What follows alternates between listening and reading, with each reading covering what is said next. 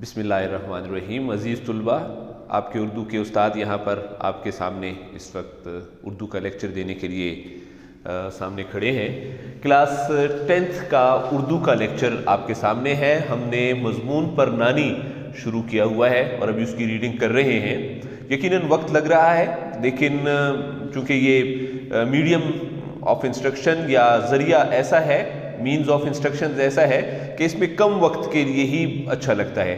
اس لیے آپ دیکھ سکتے ہیں کہ یہ ٹاپک تقریباً ہم نے 4 دنوں سے شروع کیا ہوا ہے۔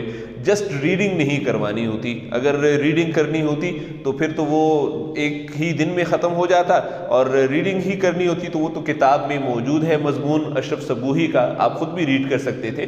لیکن آپ دیکھ سکتے ہیں کہ ہم اب جسٹ ابھی اس مضمون کے دوسرا یا تیسرا پیج ہے اور کتاب کا پیج نمبر 11 اور 12 ہے۔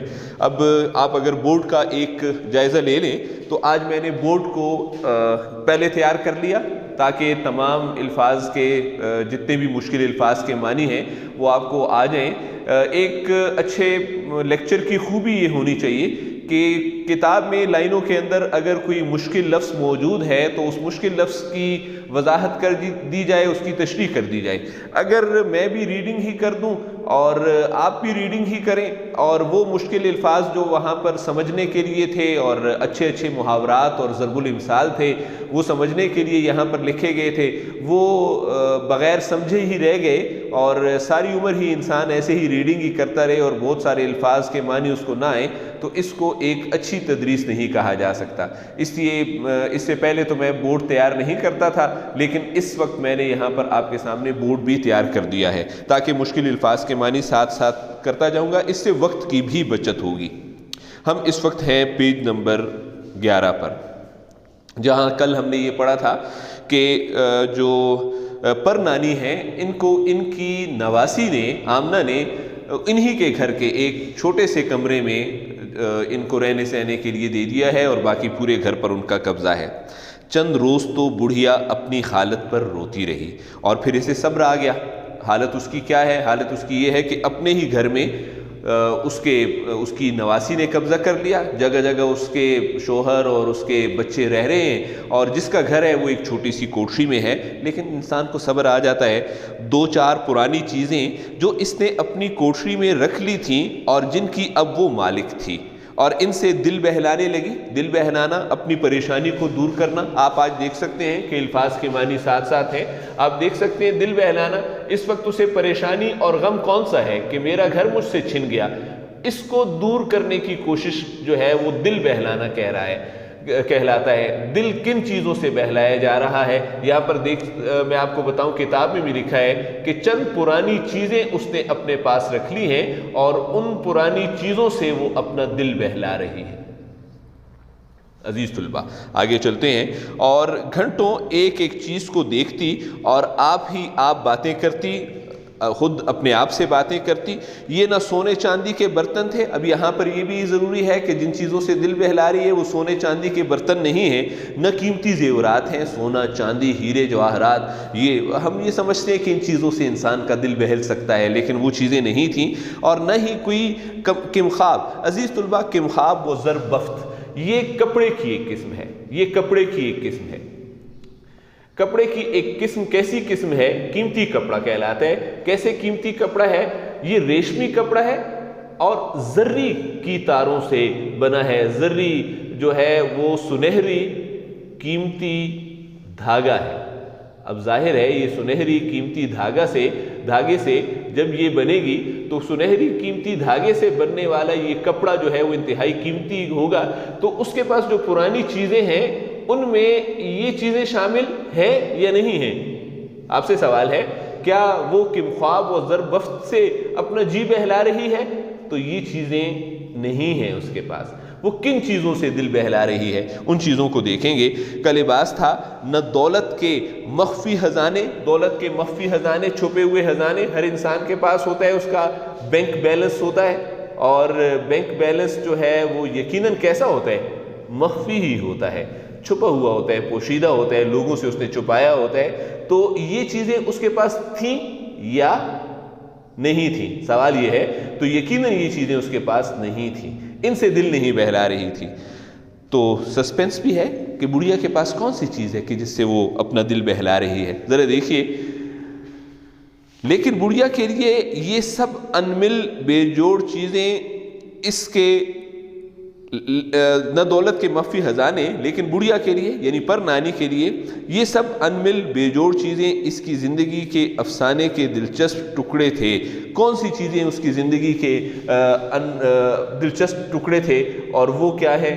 وہ انمل اور بے جوڑ چیزیں. یہ فضول چیزیں ہیں، بے تکی چیزیں ہیں، ان کو آپ بیکار چیزیں بھی کہہ سکتے ہیں. بے جوڑ کس لیے؟ کہ جن کا آپس میں کوئی تعلق نہ ہو. آپ دیکھیں پہلے جن چیزوں کا ذکر کیا گیا تھا وہ چیزیں کون سی تھیں؟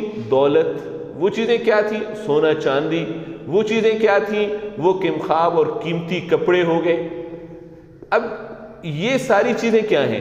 یہ ساری چیزیں آپس میں ایک جوڑ رکھتی ہیں، ایک تعلق رکھتی ہیں. جبکہ پر نانی کیا کر رہی ہیں؟ پر نانی کے پاس کیا چیزیں ہیں؟ بے جوڑ چیزیں ہیں. بے جوڑ چیزیں کیسی ہو سکتی ہیں؟ جیسے پھٹے پرانے کپڑے، جیسے کوئی تصاویر.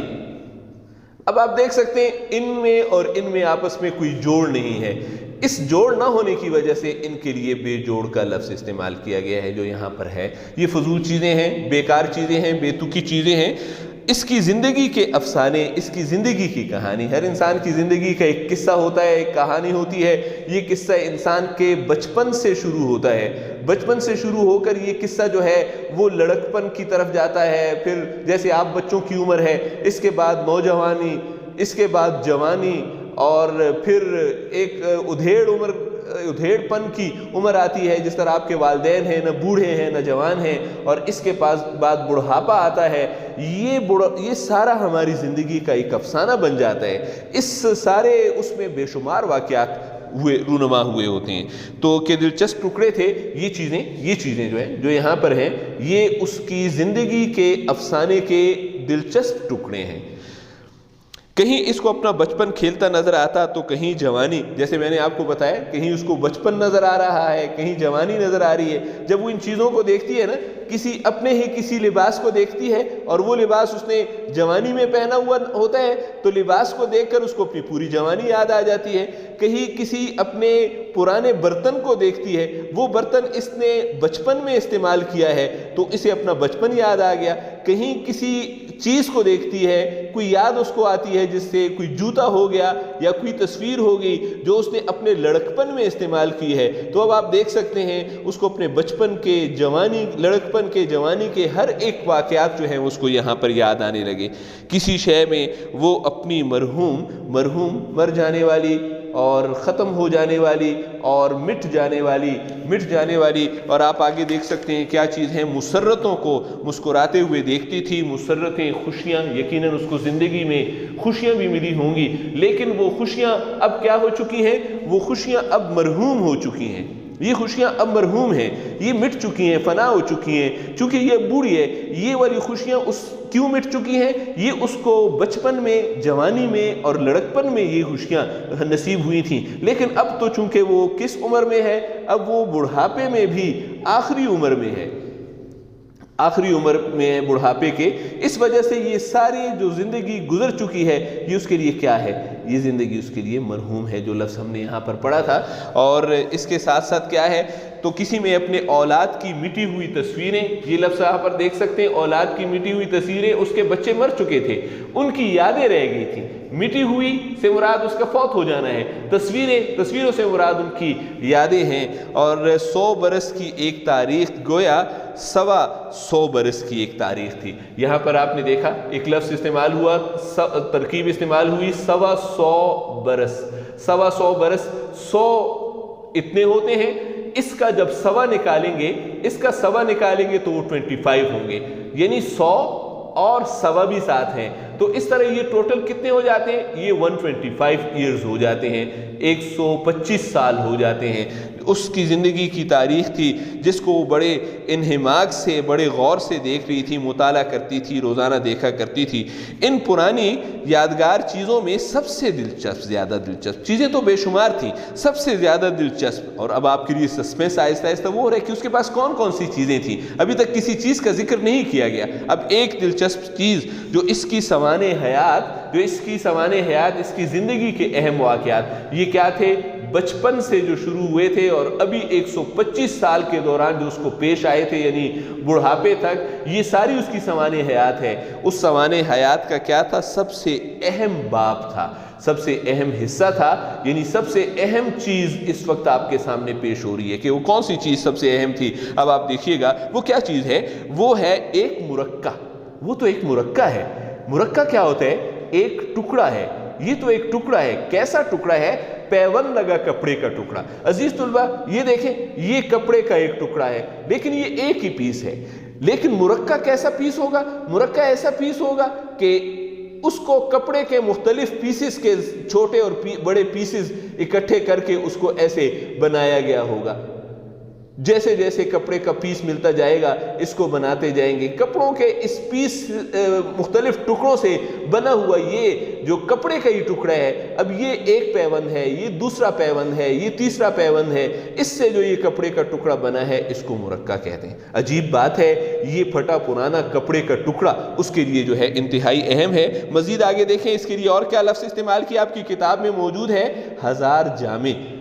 ہزار جامے ایسا ہی ہے، بہت سے ٹکڑوں کو اکٹھا کر کے بنا کپڑا، یعنی مرکہ اور ہزار جامہ دونوں ایک ہی مفہوم لیے ہوئے ہیں۔ اور ان سے بنی ہوئی کیا چیز تھی؟ ان سے بنی ہوئی ایک دلائی تھی، ایک رضائی اس کے پاس تھی۔ عزیز طلبہ ہم نے دیکھا کہ اس کے پاس اپنے زندگی کے لیے نہ دولت ہے، نہ سونا ہے، نہ قیمتی کپڑے ہیں جن کو دیکھ کر وہ اپنا جی بہلا لے یا اپنا دل بہلا لے۔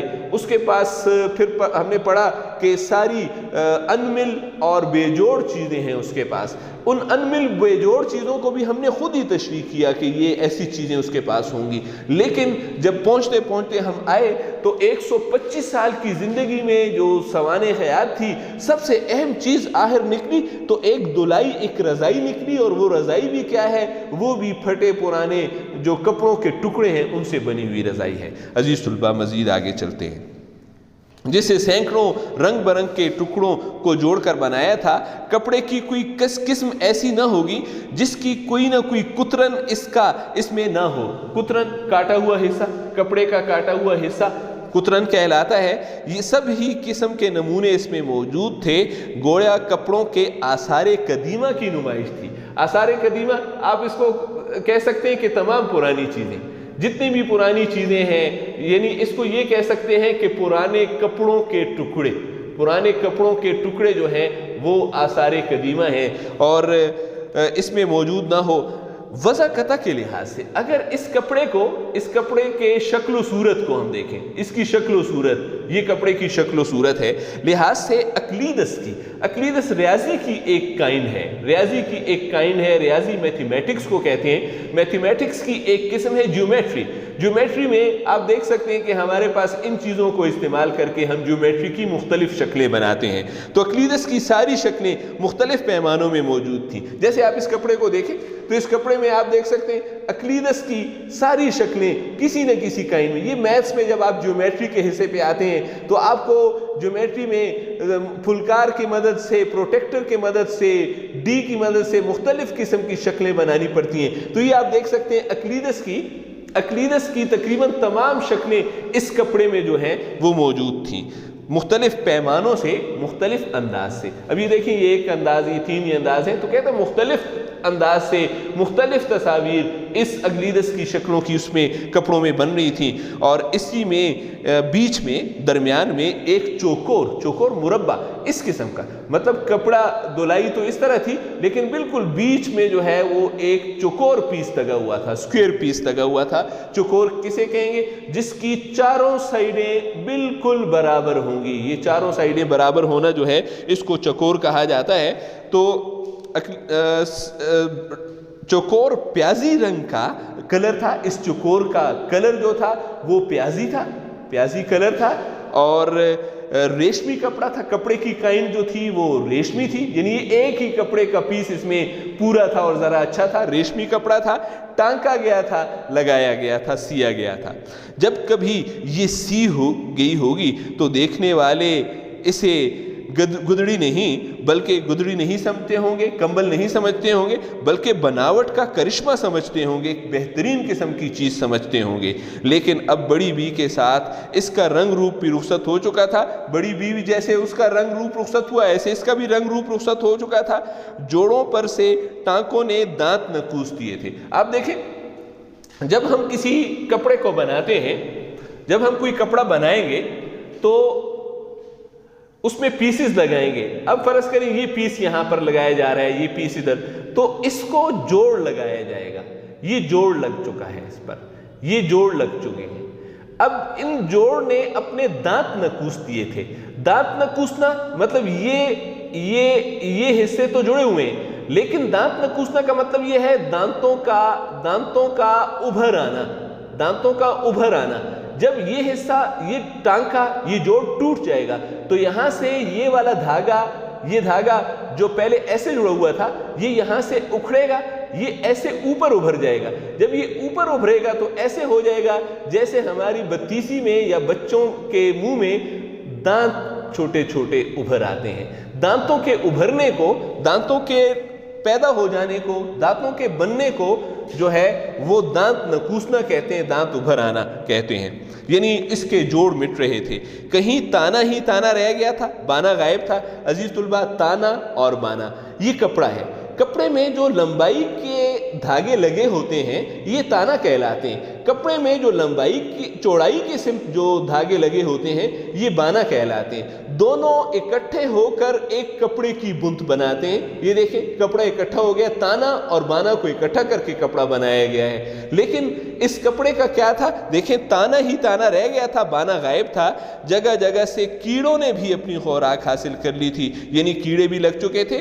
اس دلائی کو بڑی بی کی سب سے زیادہ چہیتی بیٹی آمنہ، بڑی بی کی تو بہت ساری نانی پر نانی کی تو بہت زیادہ بیٹیاں تھیں، کل ہم نے پڑھا تھا کہ 12 اولادیں تھیں اس کی، ان میں سے ایک جو آمنہ تھی، بیٹی آمنہ کی ماں رقیہ، آمنہ جو اس کے گھر میں بھی شفٹ ہو گئی ہے، اس کی ماں رقیہ بڑی بی کی پرنانی کی بیٹی ہے اور رقیہ کی بیٹی آمنہ ہے۔ تو رقیہ نے اس کو بنایا تھا اپنی جوانی کا رنڈاپا بہلانے کے لیے۔ آپ یہ دیکھیں، یہاں پر بہت پیارا ایک لفظ استعمال کیا گیا، رنڈاپا۔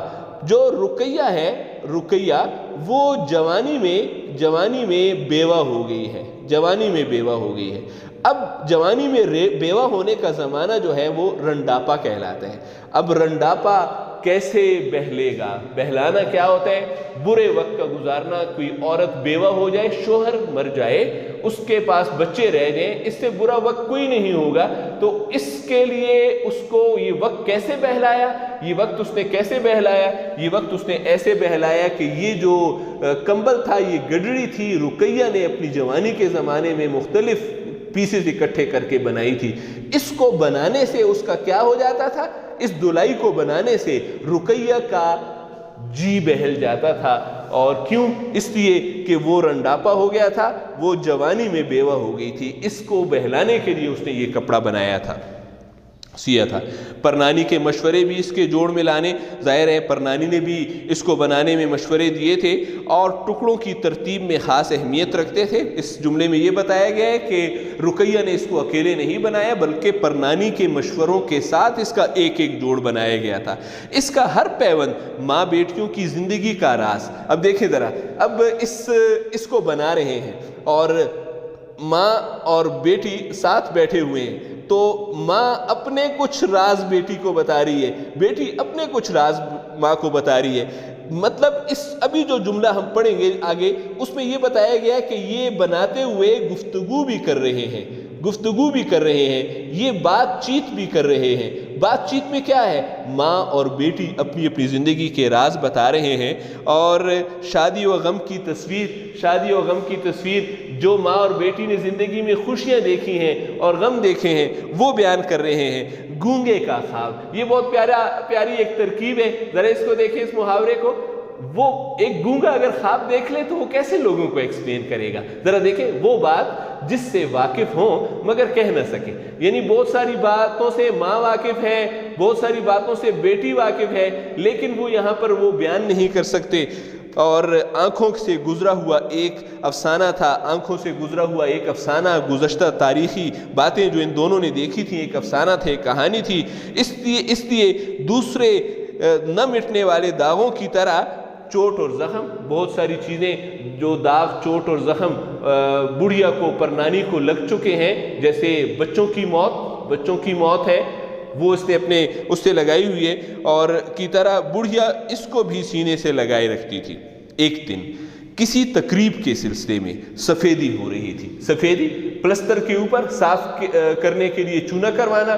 اب آپ اکثر دیکھتے ہیں کہ عید وغیرہ ہو گیا یا تقاریب گھر میں ہوتی ہیں، تقاریب مطلب کوئی شادی وغیرہ ہو رہی ہے، کوئی نکاح کی تقریب ہو رہی ہے، تو آپ اکثر دیکھتے ہیں کہ گھروں میں تب ضرورت محسوس ہوتی ہے ڈسٹمپر کروانے کی، پینٹ کروانے کی، تو اس کو سفیدی کہتے ہیں۔ دنیا کے دکھانے کے لیے، لوگوں کو دکھانے کے لیے آمنہ نے چاہا کہ بڑی بی کی کوٹری بھی صاف کر دی جائے۔ اس کا دل نہیں چاہ رہا تھا، لوگوں کو دکھانے کے لیے، چنانچہ اس نے سارا گڑ کودڑ، پھٹے پرانے کپڑے، جتنا بھی گڑ کودڑ تھا، پھٹے پرانے کپڑے تھے، وہ کیا کر دیے، پھینکا۔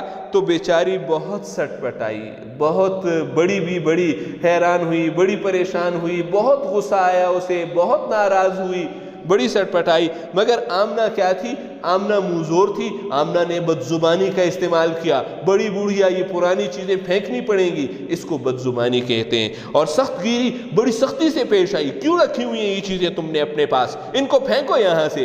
تو منہ زوری اور سخت گیری کے سامنے ایک نہ چلی، یعنی اس بڑھیا کی بات نہیں مانے گی۔ اب ادھر سفیدی ہو رہی تھی اور ادھر غریب بے آس مایوس پرنانی مایوس ہو گئی، غمزدہ ہو گئی، اور بے آس بڑھیا کونے میں اپنی چیزوں کو ڈھونڈتی پھرتی تھی۔ سفیدی ہو گئی تو پرنانی اپنی کھٹیا چھوٹی چارپائی پر کمرے میں جا بیٹھی اور اپنے وقت کا زیادہ حصہ خاموش آنسو بہانے اور لمبے سانس لینے میں گزارنے لگی۔ دقیانوسی خیال کے لوگ، پرانے خیالات کے لوگ ہوتے ہیں، وہ کیا کرتے ہیں، ان لوگوں، اس میں پرانے خیالات میں اکثر بزرگ لوگ شامل ہیں، یہ پرانے وقت کو، پرانی باتوں کو نہیں بھولتے ہیں، کہ لوگوں کا قاعدہ وہاں پر نہیں لکھا گیا، قاعدہ ہے، اصول ہے اور قانون ہے، لوگوں نے اپنا قاعدہ قانون بنایا ہوتا ہے کہ وہ گھر کی پرانی چیزیں وہ کتنی ہی بیکار اور فضول کیوں نہ ہو، ضائع نہیں کرتے۔ اور داشتہ آیت بکار، یہ فارسی ترکیب ہے، میں نے فارسی ساتھ لکھ دیا ہے کہ کہیں کام ہی آ جائے، چیزوں کو سنبھال لینا کہ یہ کہیں نہ کہیں کام ہی آ جائے گی، کہہ کر کسی مکان یا کسی کونے کھدرے میں رکھ دیتے۔ اس طرح آمنہ نے بھی گھر کی دوسری غیر ضروری چیزوں کے ساتھ بڑی بی کا گودڑ بھی سمیٹ کر کاٹ کباڑ کی کوٹری سٹور وغیرہ میں ڈال دیا، اور بات آئی گئی ہو گئی، بات بھول گئی، وقت گزر گیا۔ عزیز طلبہ، آج کے اس لیکچر میں میں نے آپ کو بڑی بی یعنی پرنانی کی زندگی کے چند اور پہلو بتائے، اور یہ یقیناً یہ پہلو اشرف صبوحی کی طرف سے بتائے گئے تھے۔ الفاظ کے معنی کو اپنی کتاب پر نوٹ کر لیں، اس طرح آپ کو سمجھنے میں بھی آسانی ہوگی، شارٹ کوسچنز میں بھی مدد ملے گی اور تشریح میں بھی آسانی رہے گی۔